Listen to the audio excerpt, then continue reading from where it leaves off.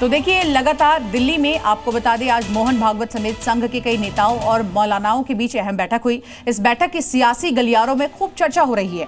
वहीं इससे ठीक पहले बीती शाम जमीयत ने विपक्षी दलों के नेताओं के साथ बैठक की। इस मुद्दे पर भी दोनों तरफ से बयानबाजी हो रही है। एक रिपोर्ट देखिए।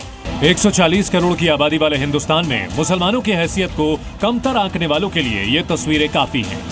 संसद की गहमा गहमी भरे मॉनसून सत्र के बीच संघ प्रमुख मोहन भागवत देश के 50 मुस्लिम धर्मगुरुओं और बुद्धिजीवियों के साथ हरियाणा भवन में बैठक कर रहे हैं। बैठक के बारे में जानकारी के मुताबिक इस बैठक में देश में एकता और सहयोग, धार्मिक मुद्दों पर मार्गदर्शन, भारत के सामाजिक मुद्दे, देश के अंतर धार्मिक संवाद के अलावा सांस्कृतिक और सामाजिक विकास के मुद्दे पर चर्चा हो रही है।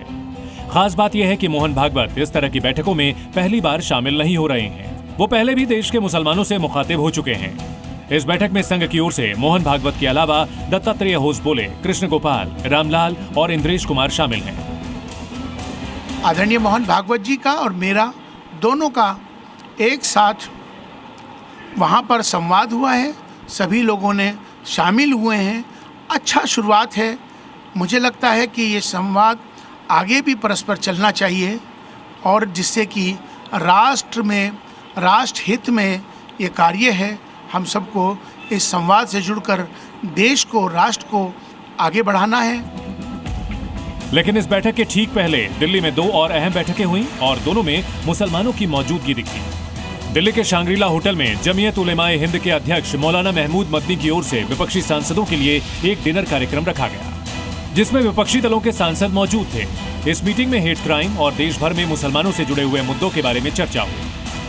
तो देश की एकता है और उसको हम किस तरह से बचा सकते हैं, क्योंकि जो इस टाइम हालात हैं प्रदेश और देश के अंदर, और जो हालात बनते जा रहे हैं वो राजनीति की वजह से, वो चीज नहीं होनी चाहिए। राजनीति एक अपनी अलग जगह है। आसाम के अंदर जो आप संविधान की धज्जियां उड़ा रहे हैं, आसाम के अंदर जो लोगों के घरों को तोड़ रहे हैं, जो आसाम के अंदर आपने हजारों लोगों को विस्थापित कर दिया और उनको पल्लियों के अंदर रहने पर मजबूर कर दिया, ये सब वो लोग हैं, उनके आंकड़े हैं, उनकी बातें कि आप किस तरह से लोगों को उजाड़ने का काम कर रहे हैं। अखिलेश यादव जी वाहिद अकेले भारत की राजनीति में जिनके घर में 5 MP हैं और 5 के पास बंगला है, तो वो मीटिंग करने का उपयुक्त स्थान नहीं। आज तो कई मौलानाओं ने इस बारे में बात कहा है कि मस्जिद से राजनीति नहीं होनी चाहिए। यानी जमीयत की इस बैठक में विपक्षी दलों और जमीयत के बीच बातचीत के केंद्र में मुसलमान थे। कुछ ऐसी ही तस्वीर कल वायरल हुई। तस्वीर तो 2 दिन पुरानी थी, लेकिन हंगामा कल हुआ। संसद भवन के बिल्कुल करीब एक मस्जिद में समाजवादी पार्टी के नेताओं ने बैठक की। खुद अखिलेश और डिम्पल यादव इस मीटिंग में मौजूद रहे। हालांकि समाजवादियों ने इसे बैठक मानने से ही इनकार कर दिया। हमारे सांसद हैं, इमाम साहब हैं और उनकी पत्नी, हम सब लोग एक सोशल उसके लिए गए थे वहाँ पे, और वहाँ पे कोई मीटिंग नहीं हुई थी, क्योंकि भ्रमित करने का हमेशा भारतीय जनता पार्टी की नीयत रही है। और जो हमारे उद्देश्य है और जो हमारे मूल जो प्रॉब्लम है इस देश की, उससे ध्यान भटकाने के लिए इस तरह की बातें करी। खैर, बैठक भले ना हुई हो, मुलाकात तो हुई ही। अब एक के बाद एक कर 3 बैठकें और तीनों में मुसलमान। लोकसभा चुनाव में अभी काफी वक्त बाकी है, लेकिन मुसलमानों का मुद्दा देश में जोर पकड़ता जा रहा है। क्या राजनीति को ये लग रहा है कि अब भारत के भाईजान एक बार फिर देश की सियासत को दिशा देने वाले हैं? ब्यूरो रिपोर्ट, जी मीडिया।